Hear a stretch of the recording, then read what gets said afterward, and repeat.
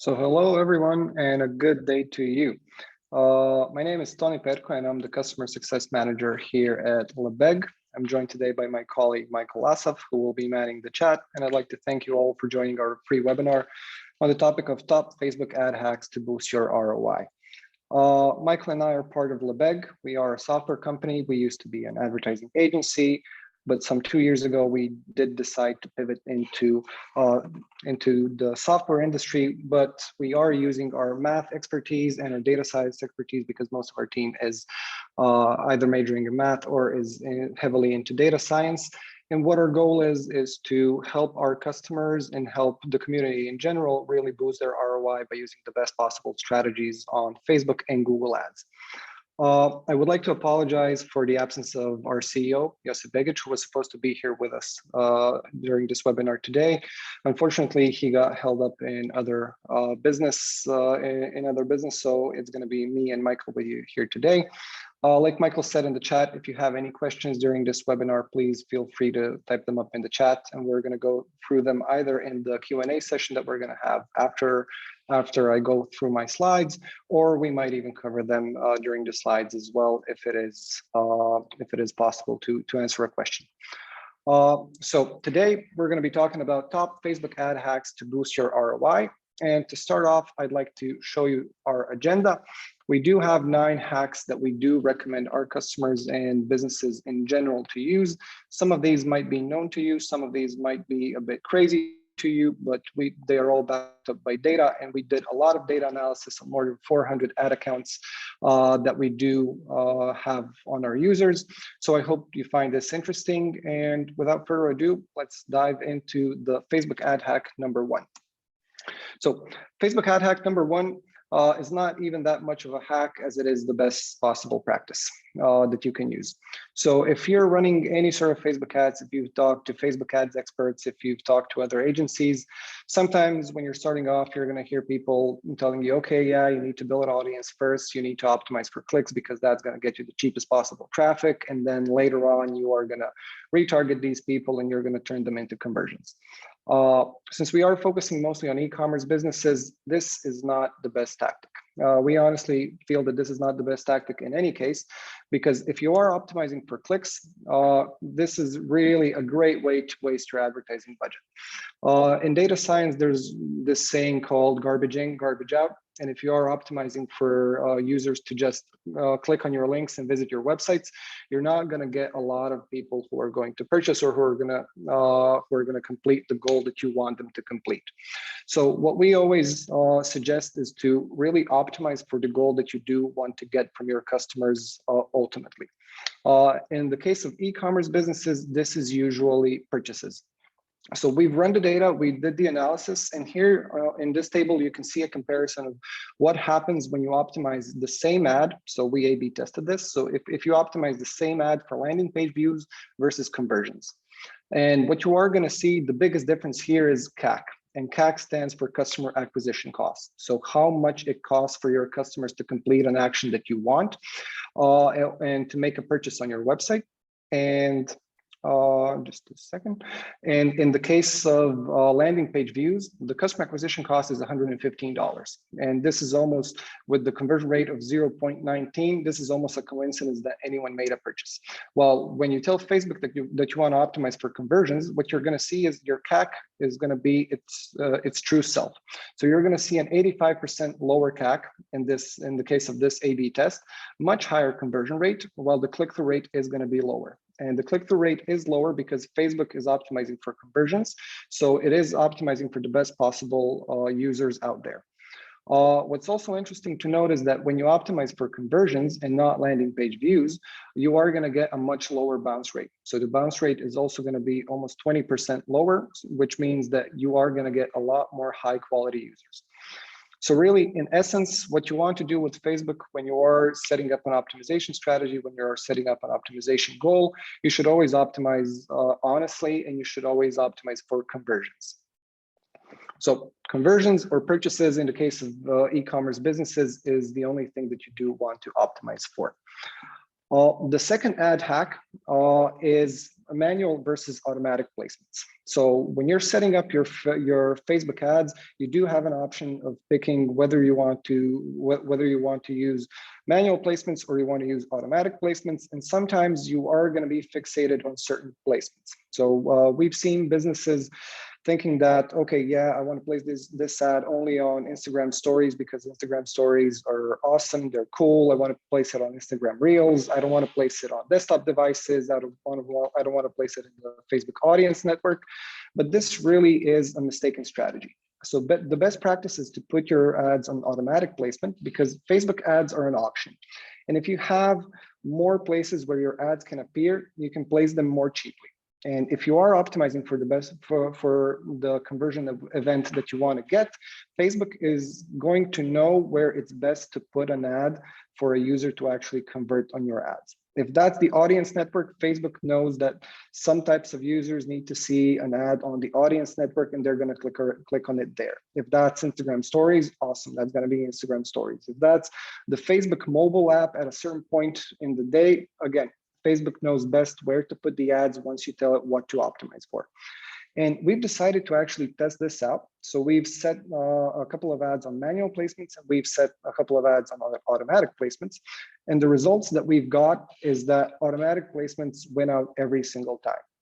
So if you look at the data here, so the customer acquisition cost is $7 lower when using automatic placements versus using manual placements. The cost per click is much more expensive, so 153% more expensive when you're using manual placements versus automatic placements. And this is because, like I've mentioned, Facebook ads are an auction, and if you're giving Facebook more room to breathe, if you're giving it more places where it can place your ads, your CPM is going to be lower when you're using automatic placements. Hence, it's also going to lead to a lower customer acquisition cost, and it's also going to lead to a lower cost per click, which ultimately is going to affect your CAC in a very, very significant way. So kind of the conclusion of all of this is you should always put automatic placements on Facebook ads because the CPM, so one of the main metrics of your advertising strategies, is going to be a lot lower, and this is also going to be bringing down your customer acquisition cost as well. But talking about placements, James, we are going to get to iOS 14 as well. Sorry, Michael, I am keeping just one eye on the chat as well. We are going to talk about iOS 14 changes as well and what has happened, what we have seen on more than 400 Facebook ad accounts, but the situation hasn't changed all that significantly. But our third Facebook ad hack is to target the correct audience. And this is a question that we get a lot from our customers. What's the right audience for me to target? What should I do? Should I target interest? Should I target lookalike audiences? Like what's the best possible strategy? And we have been in the advertising business for quite a while. So there are in our opinion, three main types of targeting on Facebook. So you can do interest targeting, you can do lookalike targeting, or you can try broad targeting. And now the thing with interest targeting is that some 10 years ago, so around 2011, 2012, it worked exceptionally well. But it worked exceptionally well because it was the only strategy that you could use to target people on Facebook with your advertising. The thing is, right now, you don't really know how Facebook is determining interests on its users. And for myself, I usually like to do a monthly checkup on what Facebook has on me, what kind of interests it has for me to target. And I can tell you that if advertisers are using interests to target me with ads on Facebook and Instagram, they're doing it very, very well. There's some things that I'm definitely not interested in. And so interest targeting really doesn't work all that well anymore. You could try lookalike audiences, and these worked really well 5 to 6 years ago. That's when Facebook launched them. That's when they were the best possible strategy. And lookalike audiences still work well today, but only if you use them like you should be using them. And that's only making lookalike audiences of purchasers. So what a lookalike audience is going to do is you're basically going to give Facebook a list of customers that you have in your system, and Facebook is going to find people who are similar to those who did a certain action on your website. And if you're doing lookalike audiences of anything apart from purchasers and you're an e-commerce business, you're doing it wrong. So you don't want people who added item to cart. You don't want to target people who are similar to those because those potentially haven't made a purchase. Only a certain percentage of people who add an item to cart are actually going to make a purchase on your website. So what you want is you want Facebook to find people who are similar to your purchasers and nothing else. So lookalikes of purchasers are the only thing that we do use at Lebesgue. It's the only thing that we actually recommend to our customers, and it has worked out well in certain cases for us. But what we like to do is we like to target broad. And the question really is, how broad should we go? And our answer is as broad as possible. So in some cases, when we are working on a product or when our customers are selling a product that's basically available for everyone to purchase, so it's not gender specific, it's not age specific, it's a product that's widely in use. What we like to do is we like to sometimes even try targeting a specific country without any age group restrictions. So basically, if we want to sell something in the US, what we do is we rely on Facebook and its algorithms and its massive amounts of data to find us the best possible purchasers. So not once have we actually targeted a whole country without being age or gender specific, and we've gotten excellent results. So we're not even using interest targeting, we're not using lookalike audiences. We say, let's target Canada, and we want purchases. We've really found that copy and creatives, so images and videos, are what is going to be driving most of the people to your website, and we let Facebook optimize for us here. So in an ideal case, sometimes this is going to be what we are going to be doing. We're going to be dividing audiences into prospecting and retargeting audiences. And it's really important to know that we're going to be putting over 80 or over 80% of the budget on prospecting audiences. And this is always going to be optimized for purchases and nothing else. So what we're doing here is we're building an audience of people who have been optimized for purchase. Facebook is only bringing people who have some sort of probability of purchasing from us, and only then when we are retargeting them with a much lower budget, so 20% or less sometimes, are we going to use potentially any other optimization strategies. So then we can maybe retarget them by optimizing for impressions or link clicks, because what we know is that this is already a quality audience that has been optimized for the purchase event once already. So this is how we can kind of get a lower CPM and an even better ROAS on retargeting campaigns. Because what's important is that we are ROAS positive, so at around 1 on prospecting audiences and prospecting campaigns, and it's important that we get the best possible ROAS on retargeting audiences. But to be able to retarget people, we want to put a lot of the budget into our prospecting audiences, that is our prospecting campaigns. So use as few restrictions as possible. I know it might sound crazy. You've probably read all over the internet that you should target people with specific interests. You should target niches. You should really drill down to it. And yes, that works sometimes, but it's not really great for growth. It's not really great for scaling. And that's why we try to really go as broad as possible. And then with time, as we get more data about our customers from Google Analytics, from Facebook, from all the other channels that we can, then is potentially the time that we go a bit narrower, and we might even reduce our advertising budget and get the best possible return on investment on that as well. Which leads us to our Facebook ad hack number 4. You've probably noticed that I've divided the audiences into prospecting and retargeting audiences, and that's the way we usually divide our campaigns as well. So we have a prospecting campaign and a retargeting campaign, and that's really important to have if you want to know the true customer acquisition cost on prospecting audiences versus retargeting audiences. Never put them in the same campaign just for the sake of reporting, if nothing else. So you don't want to have different types of customers in one campaign. You don't want to have the full funnel only on the prospecting campaign, targeting both cold leads and warm leads. You want to have these two distinctly separated so you know your true customer acquisition cost. And what this has helped us do is for us to know what the best possible copy is to use on prospecting campaigns and retargeting campaigns. Because at the beginning of this webinar, I've mentioned that we are a team of mathematicians and data scientists, and we run numbers constantly. So we run Facebook ads without too much emotion. We are completely reliant on data, and what the data tells us has the best possible ROAS and has the best possible ROI. That's what we are going to use, and that's what we are going to be recommending to our customers. So we're constantly analyzing for different trends, both in copy, both in visuals, both in marketing strategies, and this is something that we provide to our users through our Shopify App Store app. And what we found is, and this is the most recent data that we have.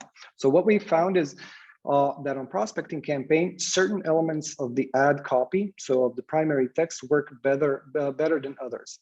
And you can see just a couple of features of the ad copy, such as mentioning promotions, mentioning price in the ad copy, building urgency, using emojis, or using social proof. On prospecting campaign, what we found is, and this kind of surprised us. So what we found is that mentioning price, so saying exactly what the price of the product is, mentioning free shipping, and using emoji, these are all features of the text that are going to increase your ROAS. But if you are using a sense of urgency, and if you're using social proof on prospecting campaigns, so on cold audiences, this is actually going to be decreasing your ROAS. And if you think about it, it does make sense. So when you're targeting a cold audience, you can't really build a sense of urgency for a product that they haven't heard of yet, they haven't used, they haven't been on your website, they don't know who you are. So it doesn't make sense to push them into a purchase. And also having social proof, so having other people or reviews or someone tell them about this product, again, they don't know what the product is. This is also going to have a negative effect on your ROAS. So on this slide here, just kind of highlighting this, if you're mentioning price, if you're mentioning shipping info and using emoji, this is going to increase your ROAS on prospecting campaigns. But if you're mentioning social proof and creating a sense of urgency on your prospecting campaigns and your prospecting audiences, this is going to be decreasing your ROAS. So take this data. I would suggest that you test it out on your campaigns and really see if it does make a difference. We've tested it out numerous times after we found this data, and it really does work wonders, trust me. But when we come to remarketing campaigns, things are a bit different. Still, if you're mentioning price, if you're running promotions and mentioning any kind of other fees, this is going to increase our ROAS. But here, creating a sense of urgency now and using social proof to an extent is also going to be increasing our ROAS. And again, this totally makes sense. So customers have been on your website, they've been optimized for purchases, they know what your product is, what your product does, who you are, and now you can kind of build a sense of urgency in your advertising, have that conversion rate go up a bit.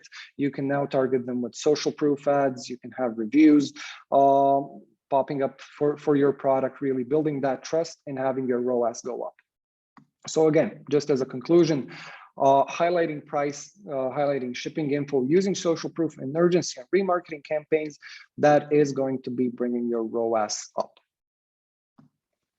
And coming to Facebook ads hack number 5, that's utilizing those 5-star emojis. This has worked wonder for us. Once we've kind of A/B tested it, and once we find out that using 5-star emojis in the ad description can increase conversion rate and can decrease CAC dramatically, we've started using it in a lot of campaigns. We've started suggesting it to our customers, and a lot of the ads that our customers are running right now are using the maximum potential of the 5-star emoji in the product description. And just to kind of show you what I'm talking about is, so when you have a carousel ad, and I'm mentioning carousel ads for a reason, because carousel ads are cheaper than single image ads, and they are cheaper than video ads. So your CPM, your price of advertising, is going to be lower on carousel ads. What we like to do to kind of highlight reviews of the products is to put the 5-star emojis into the ad description. So usually in the ad headline, we're just going to have the product name. We are going to have some short, simple, catchy copy in the ads, and we are going to put 5 stars here. And you might kind of just look at this ad and think, okay, yeah, the 5 stars are probably not going to make that much of a difference. But we've A/B tested it numerous times, and you can kind of see the results here. So these are the ROAS figures when we ABC actually tested the ads with 5-star emojis in the ad description by leaving the ad description either empty or default, so whatever Facebook pulled from our website, or by mentioning free shipping in the ad description. The ROAS when using 5-star emojis has been 280%. On free shipping, it's been 180%, but the conversion rate when using 5-star emojis has been 4%. And the click-through rates are pretty much the same. They're very, very close, with 0.2% on free shipping just being higher than 5-star emoji or empty or default. But the conversion rate and ROAS really is through the roof here. And we would recommend everyone to test this out, really use it in your campaigns and see how much of a difference it does make for you.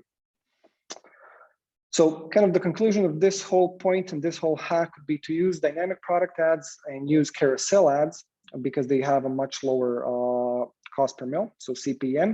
And when you are using these ads, try using the 5-star emojis in the ad description, because it is going to be improving your conversion rate, so your customer acquisition cost is going to be going down.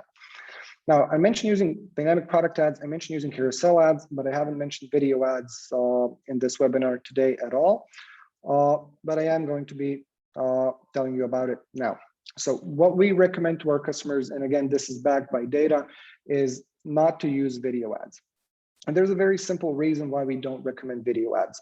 People are tired of video ads on Facebook. So video ads are very easy to kind of blend into the whole Facebook and Instagram platform. Not a lot of people are going to see it, but everyone wants to bid and everyone wants to have video ads these days.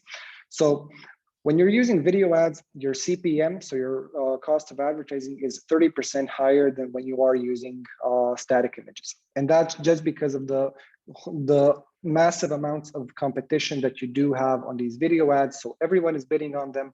They have a much higher price of advertising because Facebook can't place them everywhere, and there's a limited amount of videos that Facebook can place in front of its users.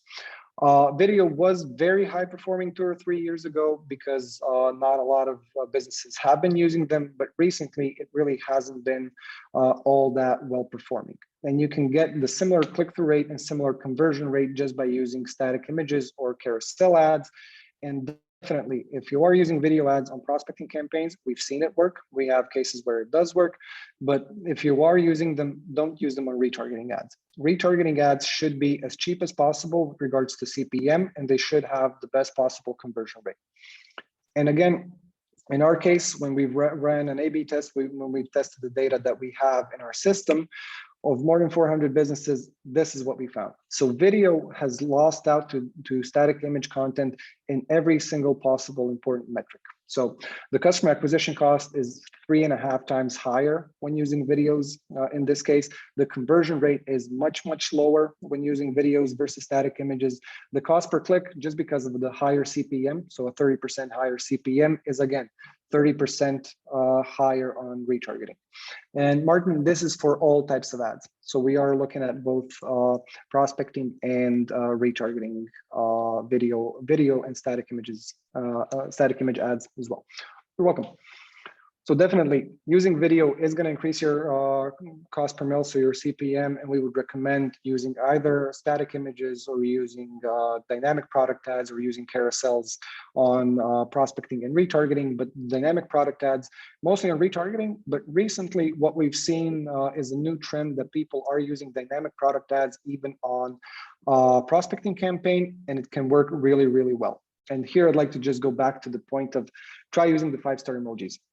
Even on prospecting ads, or just mentioning the price and in the video description, because we've seen that price is going to be increasing the ROAS both on prospecting and on retargeting campaigns. So that's kind of one suggestion that we would do, is use dynamic product ads on prospecting ads, and try even setting it completely broad. It could yield actually interesting results for you. And moving back to the video.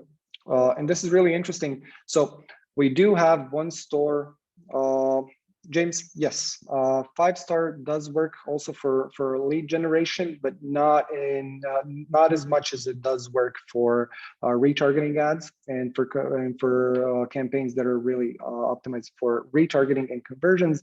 But we have tested it out also on prospecting campaigns, and they have worked.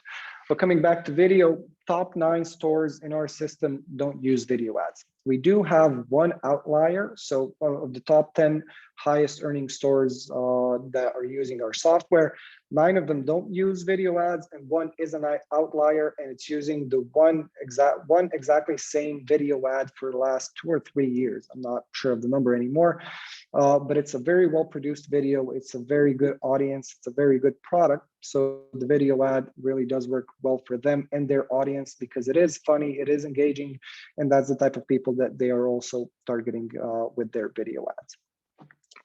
Sorry. Moving on to next Facebook ad hack is keeping track of your competitors. And that's something a lot of the businesses we work with haven't been doing before. So that's why we built in a feature that lets you keep track of your competitors and what they're doing. And you're probably thinking, well, what does it matter what my competitors are doing at the moment? Like, I can check their ads occasionally, I can see what they're doing, but there's a lot of interesting things that you can do when you keep track of your competition.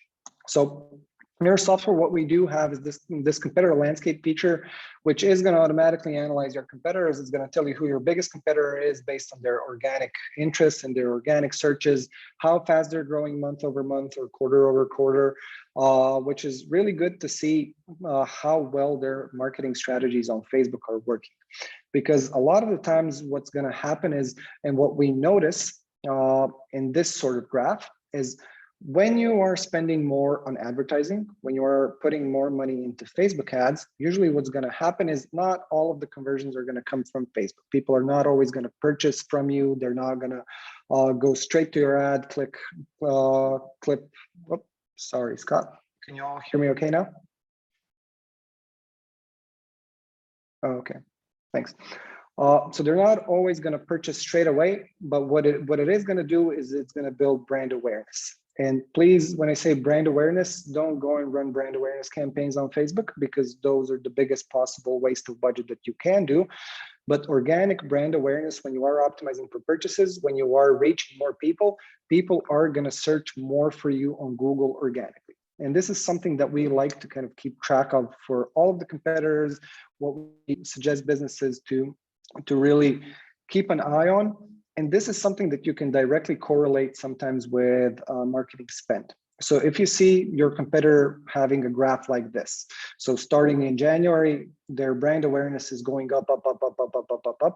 What's probably happening is they're spending a lot more money on advertising, which potentially could mean that you are going to have to bid more money and invest more money into your Facebook ads and your Google ads. But since we're focusing on Facebook ads here, Facebook ads are the highest grower of brand awareness that we have found in our system. So when businesses are spending more on Facebook ads, usually their brand awareness is also going to be going up.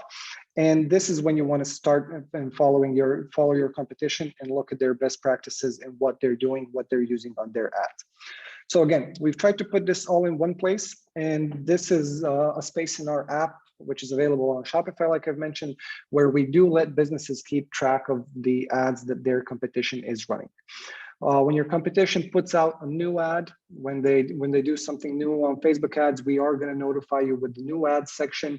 You can have it all in one place. So follow both their Facebook ads and Google ads, see what they're doing, because if your CPM suddenly rises, this can also be due to your competition potentially having a sale ad. It might be them just putting 3 times the amount of their usual budget into their Facebook ads. And since you're probably bidding on the same people, and Facebook is showing the ads to the same people, you are going to be seeing a higher CPM as well. And Laura,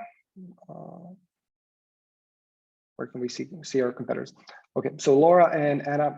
Anna, first, this is our app. I am going to be mentioning it later on at the end of the webinar. It's called Lebesgue Marketing Assistant, and it is available in the Shopify App Store. I am going to be mentioning it later, like I've mentioned. But Laura, why the stats of Facebook don't match with Shopify? This is also an interesting point that we are going to be showing you in the next Facebook ads hack. This is usually due to Facebook tracking, and you might be seeing better results on Facebook that than you are seeing in your Shopify, or it could be vice versa. But it's a really interesting thing that can happen on Facebook and Shopify reporting. And this is why, Laura, we do suggest using the conversion API. James, you've asked about iOS 14 changes. This graph that you see here is the actual graph of hundreds of users that we have, and this is the conversion rate tracked over time since the beginning of the year. So January and February usually do have the highest conversion rates. It's simply a matter of seasonality. Most businesses do spend a lot of the budget in October, November, and December, simply because it's the holiday season. And you're going to see a lot of advertisers move out of Facebook ads for the first couple of months of the year, because it's usually slower. But this is a great time to actually advertise, because CPMs are lower because there's much less competition, and conversion rates are higher because users are simply targeted by fewer ads. But what we've seen, and this is the exact point of Apple releasing iOS 14.5 with their app tracking policies that are a lot more restrictive. This is the conversion rate on Facebook ads that we've seen. So it took a very, very big dip. It is going up and down since then, but this is why we recommend using the conversions API. And for every single business that's running on Shopify, if your data policies permit you to do this, please use the conversions API in your Shopify tracking. So this is where you want to put it. This data sharing with Facebook, you want to put it into maximum, because you are going to be tracking some conversions that Facebook is going to be potentially missing if you're just using the Facebook pixel. And it's really important to know how much money Facebook is bringing you in, because again, this determines how much money you want to put into it. This determines your potential marketing strategies later on. And this is something that you need to keep an eye on, and you need to know the actual number of conversions and your actual ROAS, your actual conversion value coming in from Facebook. But still, even by using the conversions API, it's not going to be the same as it was before April 2021. It probably never is going to be the same, even with this server-to-server communication with the conversions API. But that's why we do believe that you also do need to keep track of your new revenue with your Facebook spending as well. So what we recommend to all of the businesses that we work with is that they don't just blindly focus on Facebook revenue and what Facebook is reporting to them, but what we like to see is that when we spend more on Facebook, we have more new revenue coming in. So again, in our app, the Lebesgue Marketing Consultant, we've built this tool where you can really analyze your advertising spend and your Shopify first-time revenue at the same time. And a lot of the times what we see is when we double the spending on Facebook, our Shopify first-time revenue is going to go some 50, 60, 70, 80% up. It's never going to be 100% match, but it's usually going to be going up as we do see more budget being spent on Facebook. And this is really important because sometimes Facebook tracking is simply not going to work. You can have the conversions API, you can do a lot of the potential hacks that you can try, you can try, but it's simply not going to be the same as it was before April. So it is going to be really interesting to follow your Shopify first-time revenue compared to your Facebook spend. And Paul, we definitely do recommend the app for brand new Facebook advertisers. It is going to give you one place where you can really see all of your data. It's going to make it a lot easier for you to track. It is not expensive. We do have a free trial, and our pricing does start at $9 per month based on the revenue of your store. So it is something that we would recommend that you give it a try, because we're not just trying to give you reporting. What we are doing is we're analyzing all the data for you, for your store, and for all the other stores that are using our app, and we're giving you insights when something is an outlier, when some of your numbers simply don't match or your campaigns are underperforming. We're going to give you a heads up on that, so you can kind of turn them off and fix the issues that are causing that as soon as possible, so you get the best possible ROI. We're only concerned about businesses' ROI.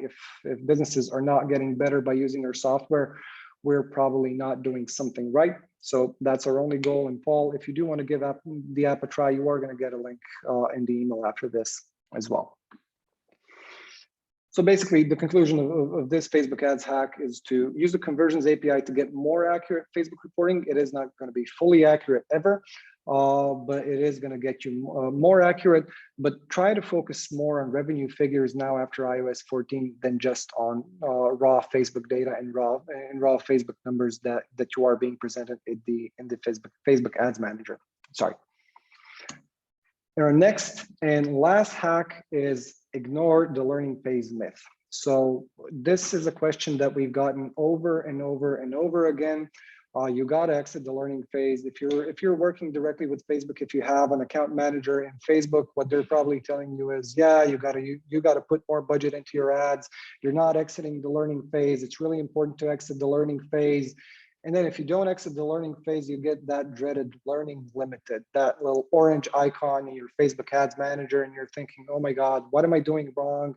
Why can't I leave the learning limited phase? And you're probably turning ads off, starting again, trying it out. Even if the results are good in learning limited, probably you're conditioned to do what's kind of turning off ads when they hit learning limited. But again, we did an analysis on not over, but around $400,000 spent on ads in the learning phase and ads when they exited the learning phase. And this is also what Facebook is going to tell you. The results are going to get more stable once you exit the learning phase. But really what's happening is, and what we've noticed on this 400K of US dollars spent on Facebook ads, is that the customer acquisition cost is sometimes even better in the learning phase. The cost per click is not better, but the conversion rate is higher. And this analysis has been done on more than 11,000 purchases. So it is pretty reliable, and it is something that we're seeing. So sometimes you're simply too small of a business to be able to invest hundreds or thousands of dollars to get 50 conversions in 1 week. And when that happens, when you come into the learning phase, you shouldn't be turning ads off, and you shouldn't be dreading this, because results can still be good when you are in the learning phase and when you are in the learning limited phase of your ad delivery. What is true is that once you exit the learning phase, results are going to be more stable. So you're not going to be seeing customer acquisition cost one day being $120 and the next day being $30. It is going to be more stable, but it is going to be a bit higher than it is in the learning phase. So definitely, when you do see ads in the learning limited phase, don't worry, it's normal. You can still have good results. Irayab and Laura, we are going to get to these questions in our Q&A session that is going to be in a couple of slides now. But just to kind of wrap this up, our 9 top Facebook ad hacks to increase your ROI. Learning limited is not always a bad thing. If you are getting good results and you can potentially see good results, there's no reason for you to change anything. There's no reason for you to put 5 times the amount of budget into the ads. You can still have great results with the learning limited phase, even if you do have $20, $30, $50 spent on Facebook ads a day. So I have mentioned our app. It's called the Lebesgue Marketing Consultant. It is available on the Shopify App Store, and all of the screenshots and all of the data that you've seen during this webinar, it has been generated by our app, and it has been mentioned in our app. Well, like I've mentioned, we do have a 2-week free trial where you can try the app out. There's no billing required. You don't have to accept any of our pricing plans until you've reached the end of our free trial of 2 weeks. And after that, the pricing ranges between $9 and $79 based on the monthly revenue of your store. So our lowest price is $9 for smaller stores. And if you are earning more than $50,000 on Shopify a month, the price is $79 with a price of $29 in between that. And with that being said, I'd like to thank you all for attending our webinar. I hope you found it interesting. I hope you found some hacks that you are going to be testing out in your marketing campaigns later on.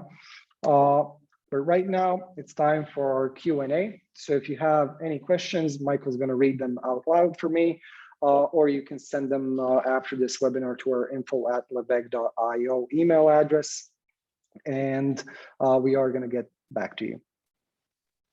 Thank you, Tony. This was phenomenal. I'm going to read out some of the questions right now. We have a couple over here. So Yarib Khan, he asked, how much budget is ideal? Mhm.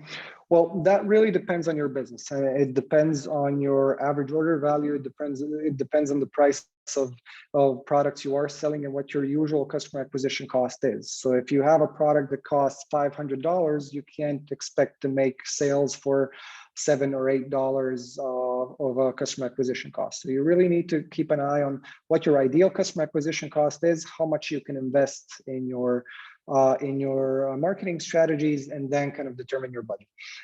So if you are selling kind of lower price items, an ad budget of 20, 30, potentially even $40 a day, if you can afford it, would be ideal to test everything out. But it's really important to test things out and see what the best possible strategies for you are. And then you can either scale and increase that budget, or you can decrease it based on how much you can afford and how much you can spend on acquiring your customers. Okay, thank you very much. And how much time, minimum and maximum, should a campaign run? This question is from Laura. Mhm. Okay, Laura, great question. What we like to do is we have the campaigns running for all the time. So like I mentioned in the webinar, we do have a prospecting and retargeting campaign. They're always live, but we do set ad sets live and turn them off based on their performance. We never recommend running any ad set for fewer than 5 to 7 days, just because after iOS 14 hit the streets, what we're seeing is Facebook is sometimes even 3 days late with reporting conversions. So if you're running any ads for shorter than 5 to 7 days, you might miss out on some conversions, and you might miss out on some performance that could be coming in later on just because of iOS 14. Okay, we have a question from Peter.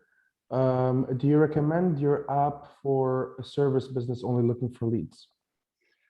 Peter, to be completely honest, we are mostly focused on e-commerce businesses. So we are only on the Shopify App Store right now. So it is solely catered and focused for e-commerce businesses. But we are looking to expand this into a more generalized kind of marketing campaigns as well. So if you are a service business and you are looking for leads, it is not going to be ideal for you. It would offer some reporting, but it does require a Shopify store in order to be able to be used. A question from Scott. Suppose the business is selling skateboarding lessons. If the ad is a JPG image, how can Facebook optimize views to skateboarders if you don't choose that as an interest group? That's interesting, and that's the reason why people usually don't go broad. But Scott, I've tried broad targeting in a lot of cases, and if you do have the Facebook pixel running on your website, if you do have some sales generated on your website, Facebook already knows who your target customers are. It has a lot more data on your customers than you do, and just by setting it broad, Facebook is still going to be able to optimize to skateboarders. If you get 1, 2, or 3 conversions, what I usually see when I'm doing Facebook ads and I go broad, Facebook is going to start narrowing down by itself later on. But when you're going broad, Facebook is going to find you a couple of conversions. And then basically what I believe happens with the Facebook algorithm is it sees the type of people who are converting, and it kind of starts narrowing down on them as well. And this is especially true. I've done this for mostly for fun a couple of times when testing it out on my own business. Is when you kind of go into broad targeting, and you're selling products specifically catered towards women, in a couple of days, Facebook is going to stop showing your ads to men at all, even though they are in your broad targeting group. Facebook is only going to start showing it to women. So try using broad targeting with a lower budget. It is going to give you interesting results, I'm sure. Question from Josep. Is your app compatible with Wix e-commerce websites? Yeah, Josip, sorry, but for now we're only compatible with Shopify stores, but we are looking to expand to support other store types as well in the future. Not quite sure when it is on our roadmap and when we are going to be doing this, but if you'd like, we can send you an email once we're available for Wix and for Magento as well. A question from Anna. Do you think it is good to run both prospecting conversions and prospecting traffic campaigns at the same time? Anna, we would not recommend using prospecting traffic campaigns at all. So if you're an e-commerce business, you don't want traffic, you want purchases. So you want sales and you want to sell your products. When you're optimizing for traffic, traffic is what you're going to get. And then when you're retargeting to that traffic, again, to the people who have been to your website in the traffic optimized campaigns, you're just going to be showing your ads and wasting your budget on people who have been optimized for traffic. So to just come click on your website and then bounce. The bounce rate on traffic campaigns is huge. You don't want people who bounce, you want people to purchase. So no, I would only recommend running prospecting conversion campaigns and not using prospecting traffic campaigns at all. Question from Sander. What would the best metric to look in ad account and what to consider when killing ad sets now that purchase tracking is worse, ATC or CTR, etc.? We like to look at both, and both metrics are really important. So the click-through rate is going to show you how much people you are getting on your website. And if you have an ad that has, if you have two ad sets or two ads that have the same click-through rate, we're always going to be killing off the one with a lower add to cart rate. But it's really important to kind of look at the averages of both and kind of seeing what ratio of click-through rate and add to cart you can get. Because if you have an ad that has a click-through rate of 1.5%, but only 1% of click-through rate of 1.5%, but only 1% of add to carters, versus an ad that has 1% of click-through rate, but 2.5% or 3% of add to carts, you really need to think of the bigger numbers and how much add to carts and how much conversions to purchases you can get. So it really depends on the situation, but both metrics are really, really important. Okay, Laura asked if she could have the slides after this. Yeah, of course. Of course, we are going to be sending them. It's going to be a couple of hours or tomorrow during the day once we have gone over everything and emailed everyone. And a question from Anna, also regarding exclusions, when we have different ad sets under one campaign, should we exclude one from the other to avoid overlap? Regarding exclusions, when we have different ad sets under, should we? Not necessarily, Anna. What we like to do is A/B tests. So when we are using several different ads in the same campaign, we don't necessarily always exclude the people who are seeing the other ad set. And that's kind of a form of A/B testing where you are going to see which ad is going to win out. But what we do recommend is always to exclude your purchasers from all the ad sets.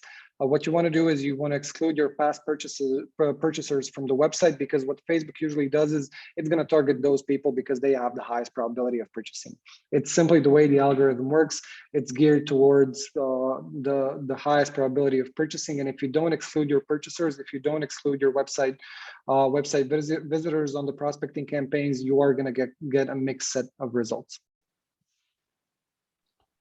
Ashley asked, how often should you be editing campaigns, ad sets, or ads?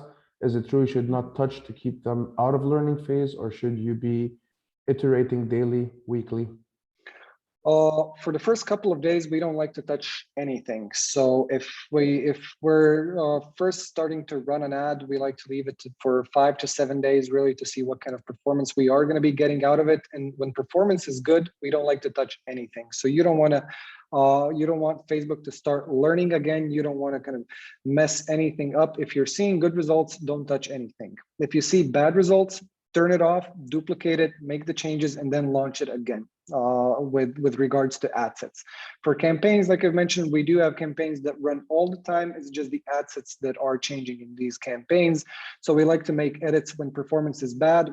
When performance is good, we don't touch anything for as long as the performance is good. And when the performance starts getting worse, when the trends kind of are showing worse, and when our app tells us, okay, this is bad performance, we're going to be alerting both ourselves and our users, okay, this is something that you need to change, and this is something that you need to take care of as soon as possible. Question from Martin. Do you have some conclusions regarding the visuals on the ads, like with people or just product shots, or more like scroll stoppers, interesting, unexpected images? Martin, we actually are running a data analysis on this right now. So our data science team is building an algorithm to really see what's what are the best elements of an image or a video that do perform the best on prospecting and on retargeting campaigns. As of right now, the results still haven't come in, so the data science team is still working on this. But this could potentially be included in one of our other webinars or just one of our newsletters that we are going to be sending out. We definitely are seeing some trends, but we want to make sure that the whole model is very correct. So I wouldn't be kind of giving out any specific information, but this is something that we're working on. It's really interesting to see you ask that question. So we have another question from Laura. Is there a specific plan for agencies which have a lot of clients using Shopify and Facebook? Laura, we do have certain plans that cater to agencies. So if you would be installing our app to a lot of the stores that you are managing, I just recommend that you do email us to info@lebesgue.io. We definitely do offer discounted prices for agencies as well. We have a question from Zoom user. Did you have success marketing your Shopify app using Facebook ads? We did, but not as much as you would think. Facebook is still a viable channel for us, but marketing Shopify apps through Facebook ads is not always an ideal strategy. Sometimes it works, sometimes it doesn't, but I can tell you that in our case, it has worked in most of the cases. Iyaraib Khan asked, should I go for engagement or messages since conversion is expensive? Engagement and messages at IAB is going to be more expensive in the long run. So the conversion rate on conversion campaigns and the conversion optimization is going to be the only one that's actually going to be profitable for you. So if you go for engagement is what you're going to get. You're going to get a lot of people commenting, a lot of people liking and sharing, but you are not going to get purchases. So always optimize for conversions. If conversions are expensive, then there are certain things that you should potentially change in your ad strategies. It might be the copy, it might be the visuals, it might be the way you're approaching your users. But definitely, if you go for engagement or messages, you're not going to get more conversions or cheaper conversions than if you are going for a conversion optimization. Anna asks, lifetime or daily budget? We prefer daily budget. So what we usually do is, I mean, it depends on case to case, but usually when we are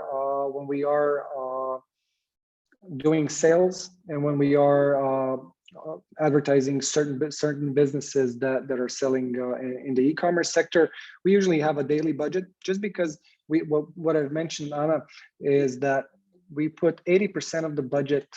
Sorry, this must be a roller coaster for you watching me change slides this fast.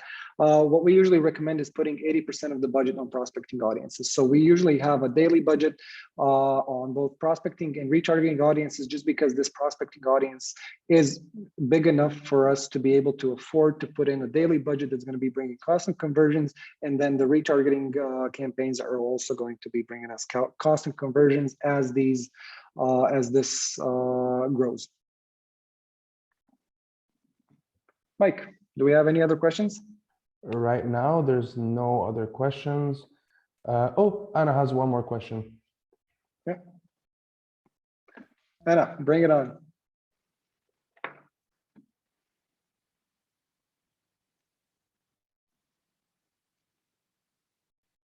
If we invest more budget in the prospecting campaign,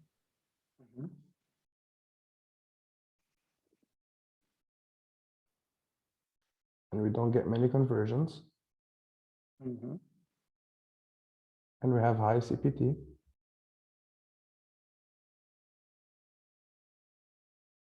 then what should we do? Get them on the retargeting. So if you're not getting a lot of conversions on the prospecting campaigns, for me and in our opinion, it's not all that important if you are ROAS positive. So if you have a ROAS of 1-to-1 on prospecting, we consider that to be good, because your ROAS should be much higher on the retargeting campaigns. So your prospecting campaigns aren't designed and shouldn't be designed to be profitable, but your retargeting campaigns should. And that's why we have the 80-20 split, or 85-15 or 75-25% prospecting versus retargeting, just because you are going to be making most of your money from retargeting campaigns. These are going to be much cheaper conversions, and you can do much more on the retargeting campaigns if your prospecting campaigns are simply ROAS positive or ROAS 0, actually 100%. Sorry. Hope that helps, Anna. We got one more question from Sander. How many variables should you keep in one campaign? When should one consider new campaigns? Is it better to make one campaign spend as much as possible, or better to keep different variables inside different campaigns? Sander, when you're mentioning variables, do you mean different visuals and different copies? Because what we like to do is, if I understood the question correctly, is we have two campaigns, prospecting and retargeting, and we test out everything that's geared towards the prospecting audience and the prospecting campaign, and everything that works on the retargeting campaign.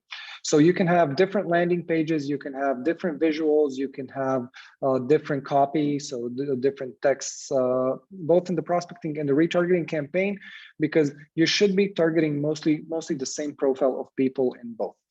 And when you do have, especially in retargeting, when you have several different ad sets, or several different ads, testing out different angles, in my opinion, that is a good strategy, because Facebook is going to learn who to target the best, and which visuals work best on which type of people. So you can have different visuals and different copies in the same campaigns at the same time. Thank you, Tony. Ladies and gentlemen, do we have any other questions?